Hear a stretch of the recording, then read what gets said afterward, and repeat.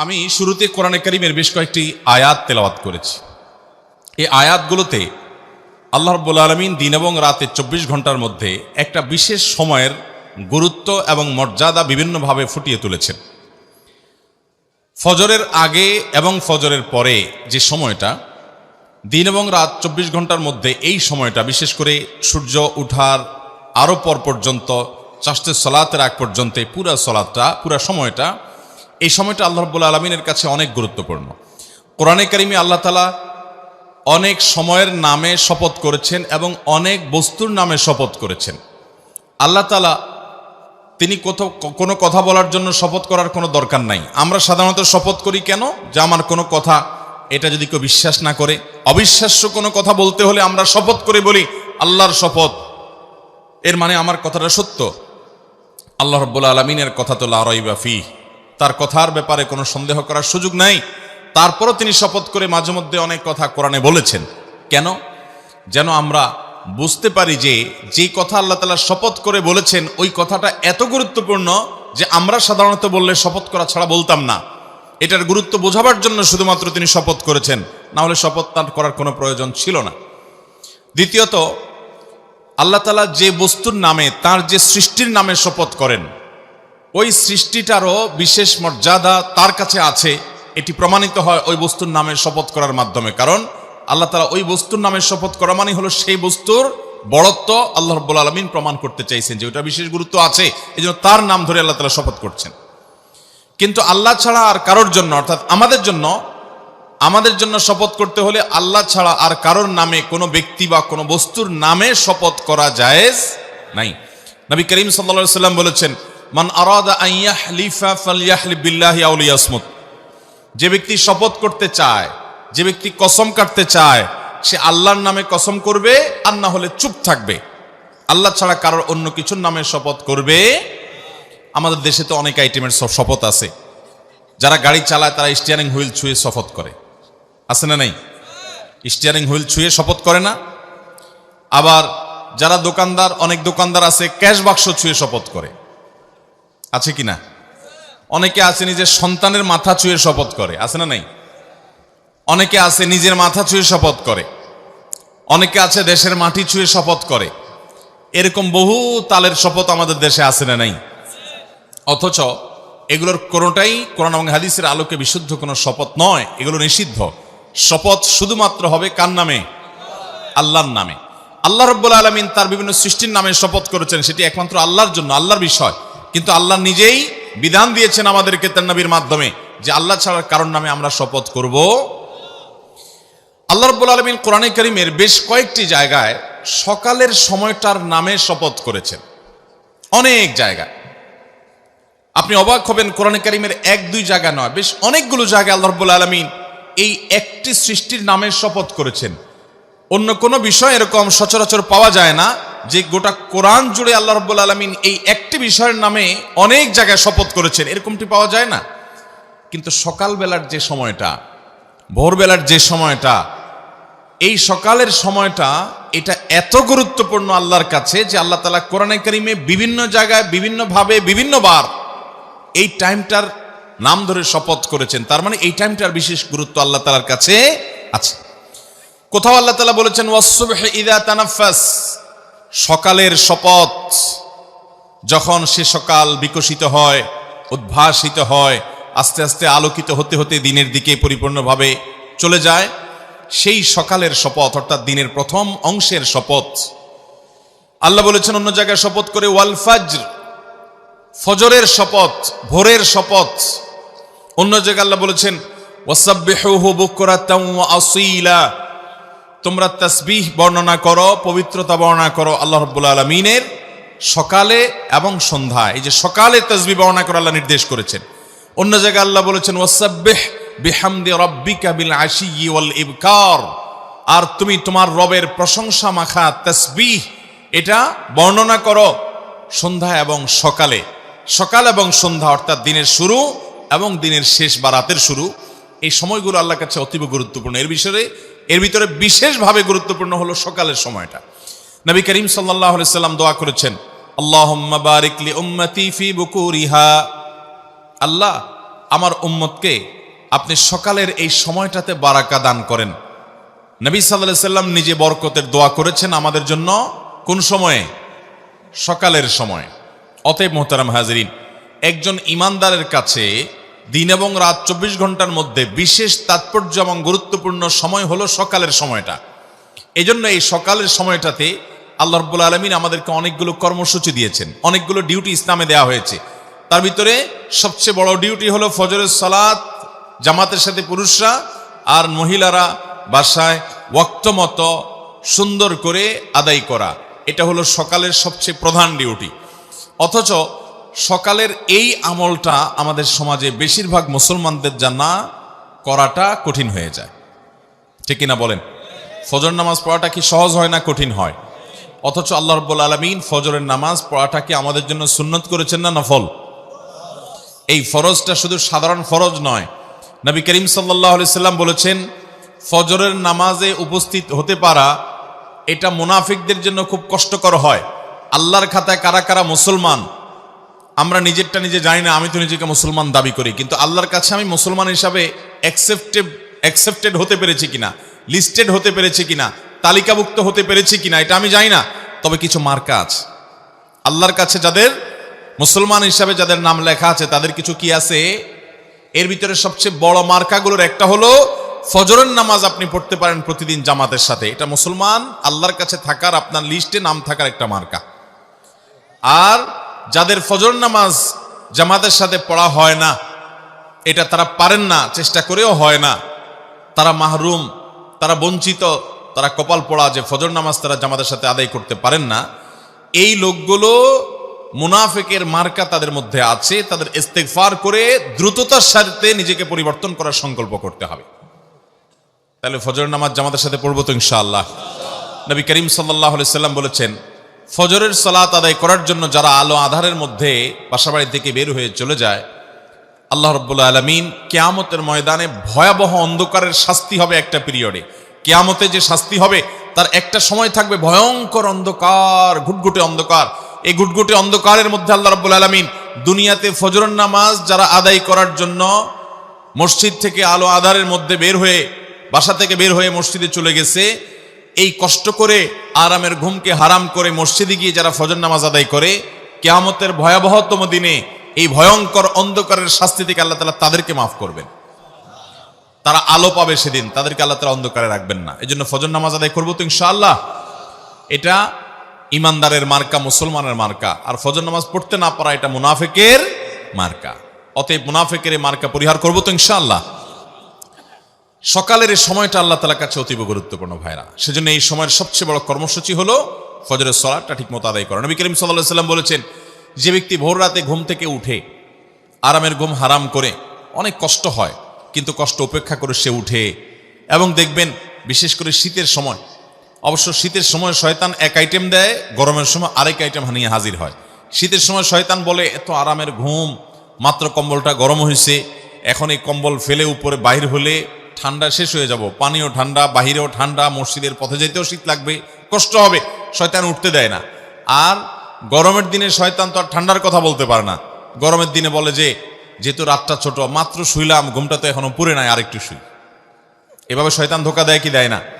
নবী করিম সাল্লাল্লাহু আলাইহি সাল্লাম বলেছেন, শয়তানের সাথে এই লড়াইয়ে যারা টিকতে পারে, জিততে পারে, যাদের ঈমানের শক্তি আছে, যারা আল্লাহর উপর তাওয়াক্কুল করে আল্লাহকে খুশি করবার জন্য সব কম্বল ফেলে রেখে যারা উঠে যায়, এবং ফজর নামাজ যে পুরুষরা মসজিদে গিয়ে জামাতের সাথে আদায় করে, নবী আলাইহিস সালাম বলেছেন, ফাসবাহা নাশীতান নফস, এই ব্যক্তি, তাকে আল্লাহ রাব্বুল আলামিন এত ফ্রেশ করে দেন যে দিনটা তার হাসি খুশিতে যায়, ফ্রেশ মুডে থাকে, বরকত তার জীবনে চেয়ে লাভ করে।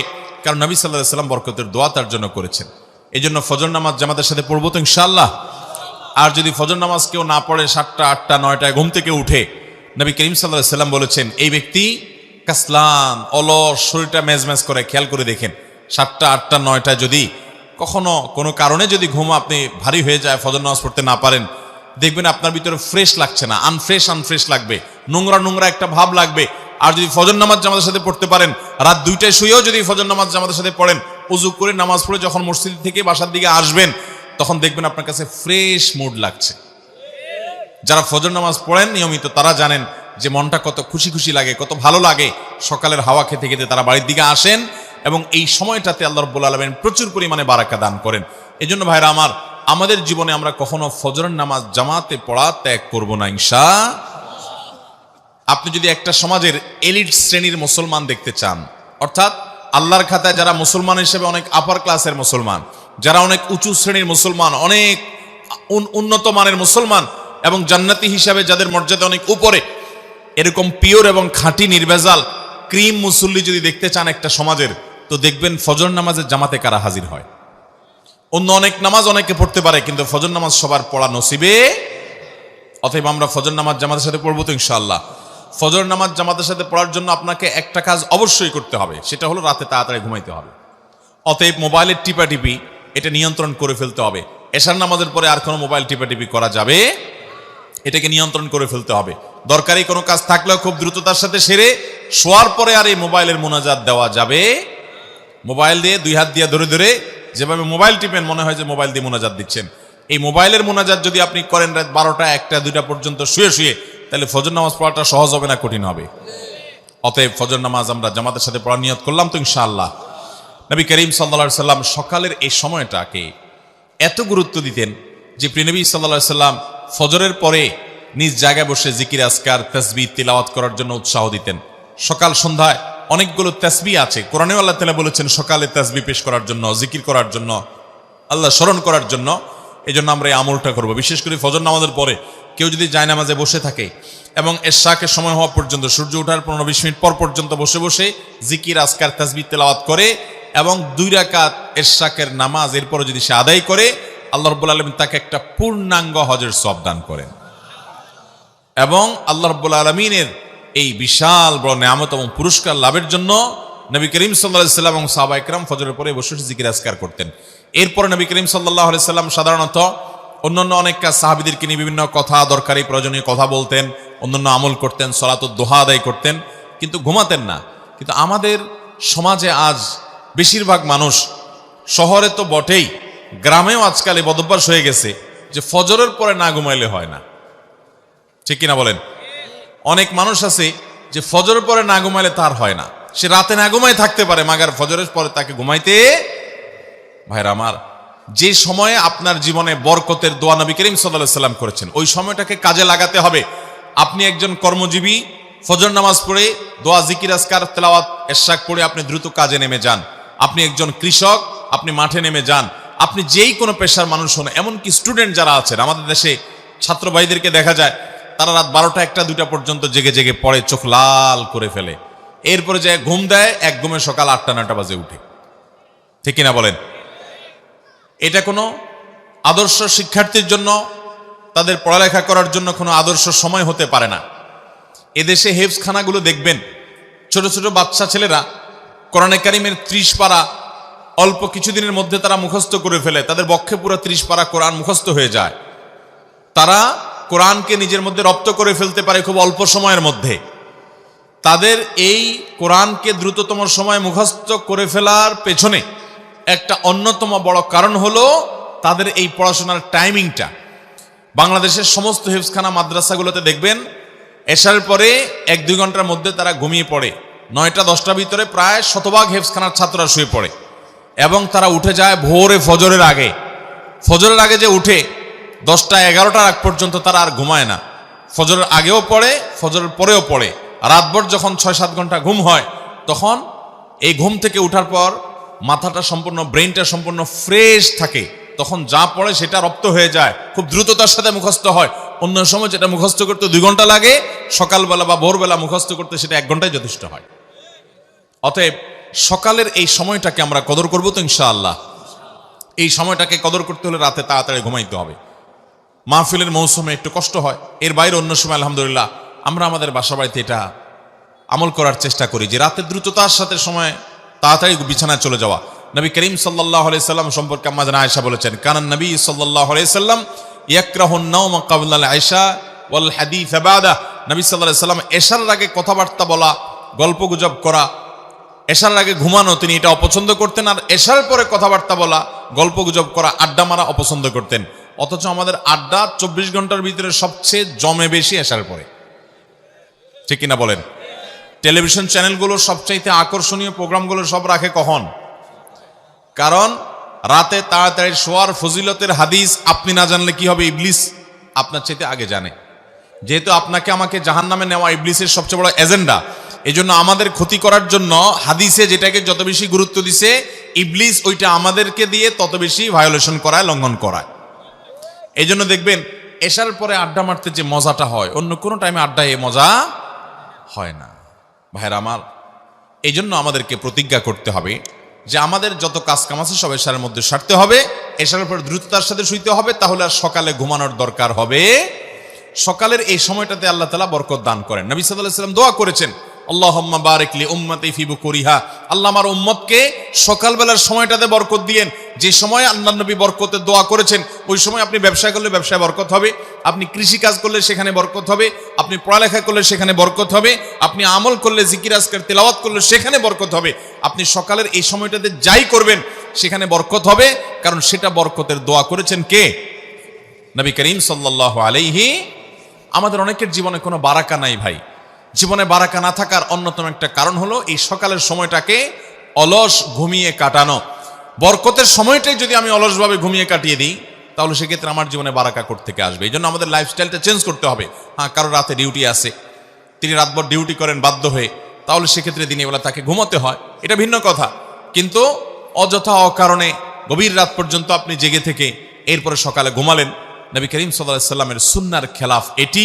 অনেক ওলামায়ে কেরাম ফজরের পরে একান্ত অসুস্থ মানুষ, একান্ত রাতের ডিউটি করেছে, এরকম ওযর ছাড়া অলস হয়ে শুয়ে থাকাটা, ফজরের পরে শুয়ে থাকাটাকে মাকরুহ বলেছেন অনেক ইমামগণ। অতএব এই সময়টার কদর করবো তো আমরা ইনশাআল্লাহ। আল্লাহ আমাদের সবাইকে কদর করার তৌফিক দান করুন।